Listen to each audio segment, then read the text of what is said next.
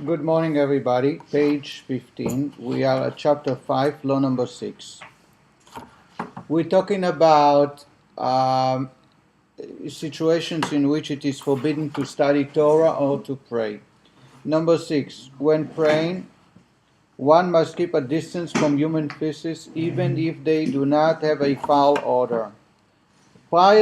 Previous laws, we studied that if anything has a foul odor, it is forbidden to study Torah. When it comes to feces, even if there is no foul odor, it is forbidden to pray next to it. Similarly, from the feces of cats, jackals, and English hens. However, in general, the excrement of other animals, beasts, and birds do not produce a foul odor, and one is not required to keep a distance from it. However, one must separate from each excrement if it does produce a foul odor.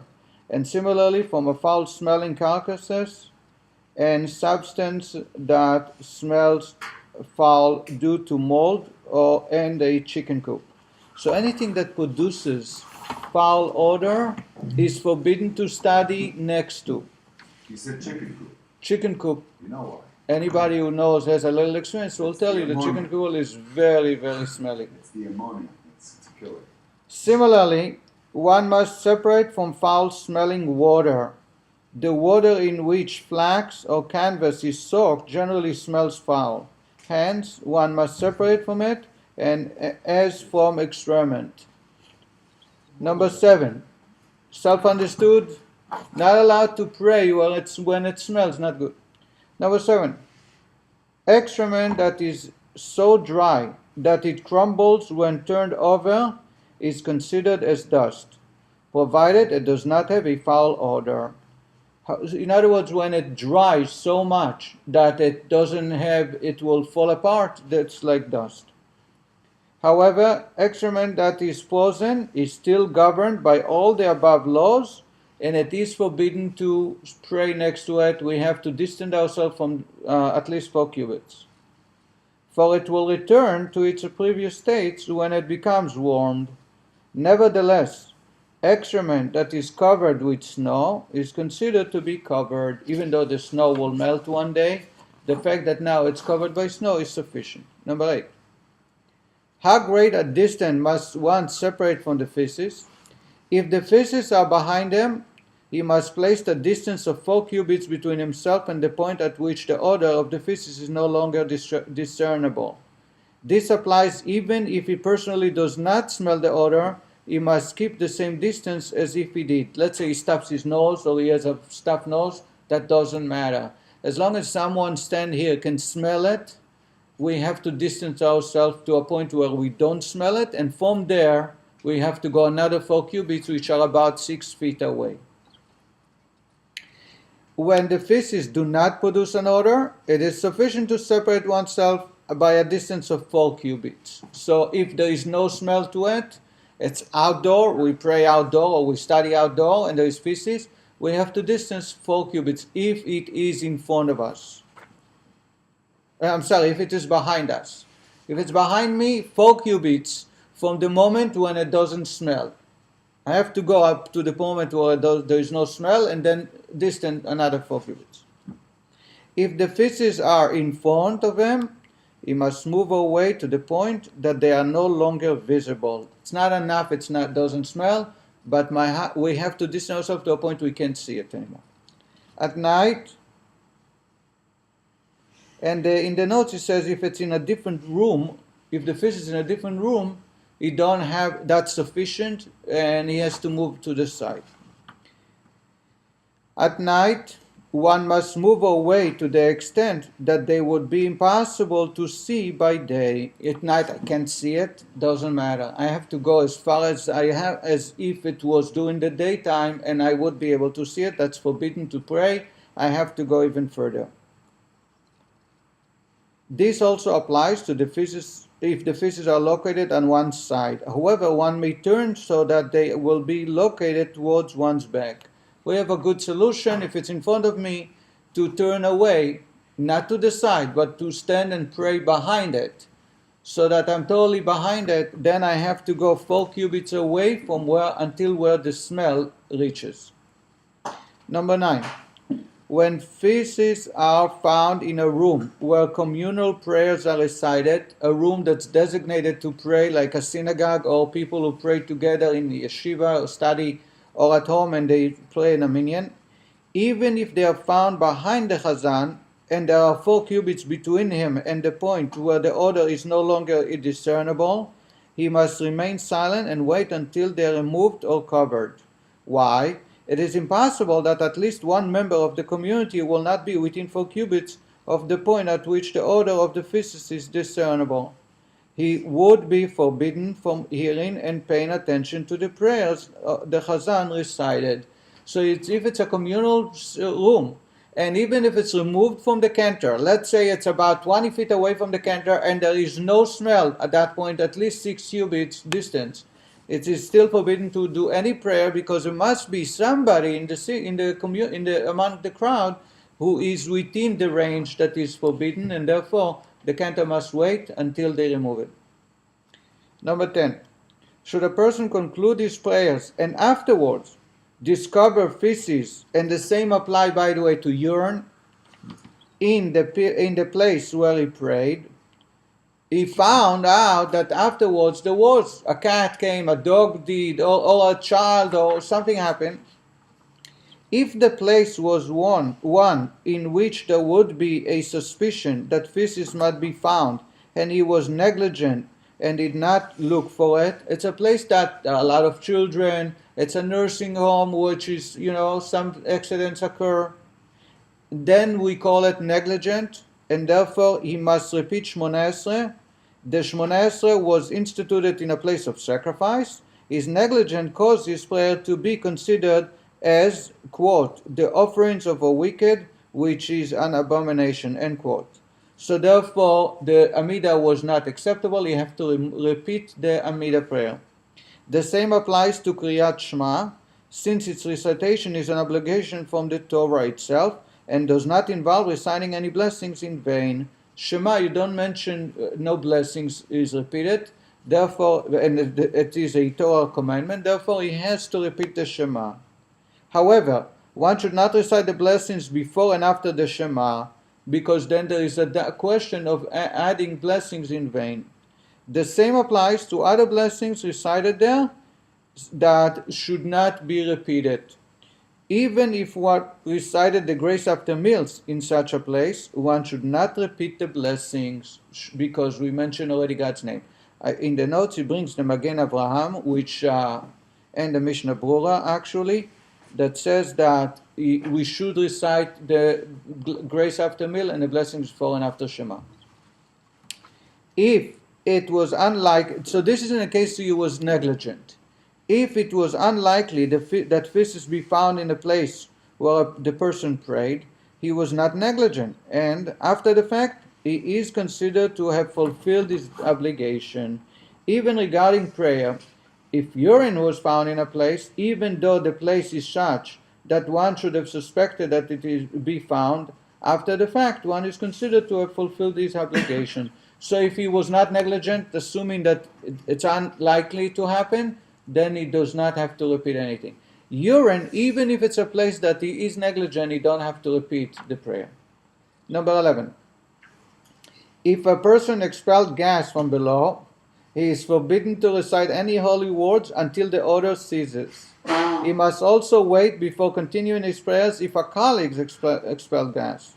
However, a person who is studying Torah need not pause because of gas released by a colleague. So again, it brings a very foul odor, and it is forbidden to study Torah or to pray. This could change the menu of Cafe Mesh for Tuesday nights, because we would never get through Wednesday morning prayer. Number 12.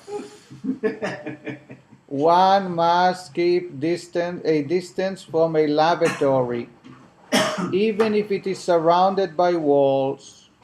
This applies even if there is no excrement within it. A toilet seat, even if the receptacle is removed and the hole is covered, is considered as a lavatory and must be removed from the house or cupboard. I have to give you a very short introduction that in Jewish law, a laboratory, a bathroom, is considered a bathroom regardless if it's clean or it's not clean. As soon as it's designated as a bathroom, it is forbidden to study or mention God's name in it, and we have to distance ourselves at least 4 cubits from, even if there are walls. He's talking about the time when there were chairs, a room, and they had a chair, and in the chair there was a hole, or there was a hole in the ground, and there was a bucket underneath, and after someone did what they did, they removed the bucket, wash it, and put it back there. Still, it's considered a laboratory, even though there is nothing there to produce any foul odor. Is this why in Israel most of the bathrooms and shuls are outside or in a separate building? That's part of the reason. Yes. Leniency may be taken regarding a seat that is also designated as a chair and covered with a cushion, and only when necessary is the cushion removed, the seat used as a toilet, and then covered again. He says it can be taken leniency because they keep it clean and make sure there is no foul odor. And it has multiple uses. But otherwise, lavatory is a place that's designated. We have to, even though it's clean, does not produce any odor, must be totally separated, totally distant ourselves from. You also can't walk into the bathroom with the towels filling on. Right. Yes. Number 13. A receptacle for feces or for urine is considered a lavatory if it is made of earthenware or wood. This applies even if it is clean and does not produce an odor. There is no difference if it is filled with water, turned upside down, or placed beneath a bed, for our beds are not considered to be a separation. Rather, it must be removed from the house or cupboard. And therefore, we have to know about potty, child's potty. They have those in the homes where children are grown up. We have potties. A man cannot pray when there is a potty in the room, even though it's totally clean and washed. There is no need to separate from it if it is made of metal or glass, has been washed thoroughly, and does not produce an odor.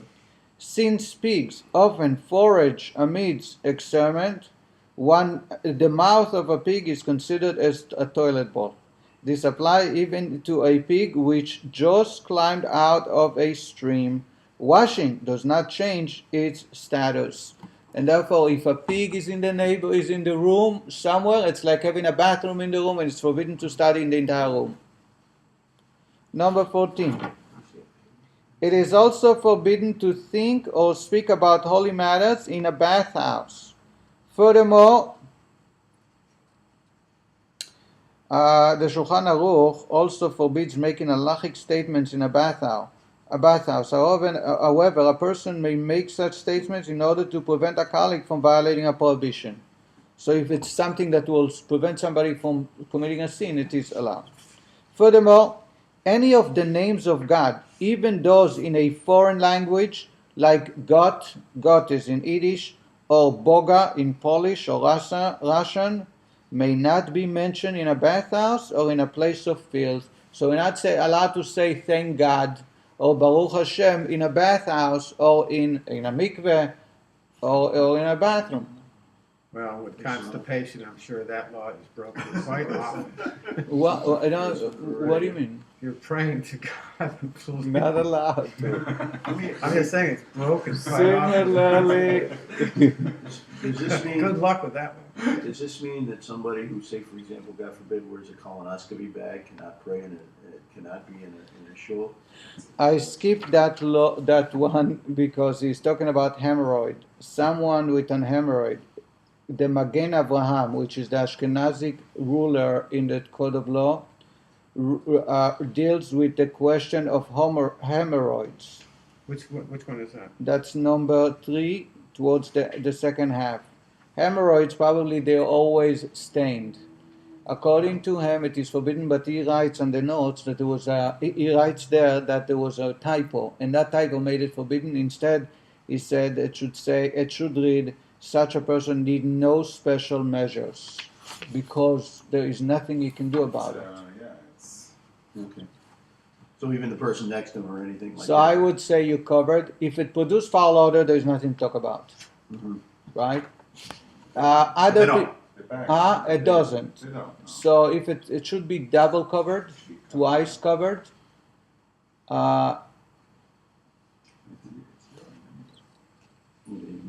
urine is not a problem. They mentioned several times. Urine is not.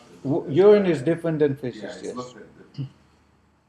Him, Richard, don't be in trouble. Let's go to the bathhouse. So even to say in English, thank God in a bathhouse, it is forbidden. Similarly, you may not greet a colleague with the expression shalom. Not allowed to say shalom in the bathroom. Why? Because shalom is one of the names of God, as Judges states, and he called it God Shalom. Some also forbid calling a person named Shalom by his name there. I have a son, my oldest son, Baruch Shalom. According to many, you may not call a person Shalom in the bath, even though that's his name. Why? Because it's God's name. It's one of God's names. Shalom is God's name. Peace and God's name. Others permit it, since the intent in mentioning the word Shalom is not to utter God's name. It is common practice to accept the lenient view. However, a God-fearing person should be stringent. Be stringent not to mention Shalom, and definitely God's name is forbidden even in a foreign language. Number 15.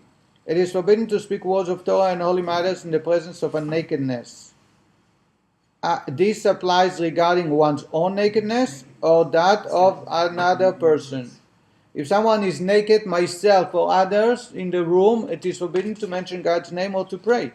Even a small boy or girl, only to allow for a mitzvah of circumcision, was permission granted to recite a blessing in the presence of a child's nakedness. According to the Magen Avraham, a child under 9, boy and girl under 3, is allowed to pray next to their nakedness. But in Sephardic and Bet Yosef, according to them, any age it is forbidden. The above applies even if one closes his eyes in order not to see the nakedness. You're on the beach, people are not dressed. It is forbidden even if I close my eyes and say the blessing. This is insufficient, since it is before him. Rather, one must turn one's face and body away from it. The best thing is turn around, don't look at it, don't be facing it, and that should be allowed. He's going to get into the details about nakedness. What's nakedness? 16. Should a handbreadth of any portion of a woman's body that is usually covered be revealed? A handbreadth is 4 inches. 4 inches, less than 4 inches. That usually women cover, and that's revealed. Or similarly, even if a small portion of the hair of a married woman, which would generally be kept covered, be revealed, this is considered as nakedness for a man. It is not allowed to pray. I'm going to read to you the note. The note is very important. There is no difference in this regards between one's wife and another woman. Nevertheless, for a woman, the above is not considered nakedness. Women can pray next to other women who are revealing their hair or parts of the body. I'm going to read to you text number 13. Note number, where is this? Number 15. Since at present it has unfortunately become customary for many married women to refrain from covering their hair, some authorities do not consider their hair as nakedness and allow prayer and Torah study in their presence. It must be noted that even these lenient opinions do not condone the practice of going without covering one's hair. So according to many halachic authorities, acceptable authorities, because today, especially in a community where a majority of Jewish women do not cover their hair, that is not constitute nakedness. The voice, let's talk about one other part. The voice of a woman singing is also considered nakedness. Nevertheless, in a difficult situation, when a man hears women singing and cannot prevent them from doing so, he should not refrain from reciting the Shema, praying, or studying Torah for this reason. Rather, he should make an effort to concentrate his attention on the sphere of holiness in which he is involved, and pay no attention to the singing. This is only during prayer. Prayer or study of Torah. Okay, so Prayer or study of Torah. Number 17. If a person's heart sees his own nakedness, even though his nakedness is covered, for example, He is wearing a robe, but there is no division between his heart and his sexual organs. He's wearing a long robe that is covering his body, but the heart can see his genitalia. He is forbidden from reciting any holy words. It is forbidden because the heart sees the nakedness, and therefore we're not allowed to do. Rather, he should wear pants that cling to his body, or a belt, or fold his hands over his body to separate between his heart and his genitalia. A woman need not take care of regarding this. So we do like that. Even let's say I wear a very long a shirt that covers my entire body, but my heart sees my nakedness. I have to do like that, or putting a belt to separate between my heart. And that's why, by the way, Hasidim will wear a gartel. Hasidim wear a belt. Part of the reason is to separate between the heart and the nakedness. But that's not to sound funny. I mean, if a guy's very fat, how can the heart see anything? Seriously. So God forbid one is too ill to I don't- dress. Just a minute. Let me I don't think think about this question. I don't think the heart has eyes. I don't think when they say see, they're talking about visual. Explain that to him. Harry, I don't, okay. Okay, Harry, did you hear what he's saying? No, I didn't. The heart has no eyes. It cannot see physically. We're talking about the extension between the heart to the nakedness. There's no separation. separation. So fat does not constitute a separation. This concludes chapters 5. Next week, God willing, continue to chapter 6. Any other questions? No questions. Thank you very Yes, I have a much. question. Yes. One is in the bathroom doing something benign like brushing teeth. The text message comes through with wonderful news. What can you say instead of Baruch Hashem in an environment like that? Or nothing. Nothing. Wait till you're out. Walk out. Yeah. That's okay.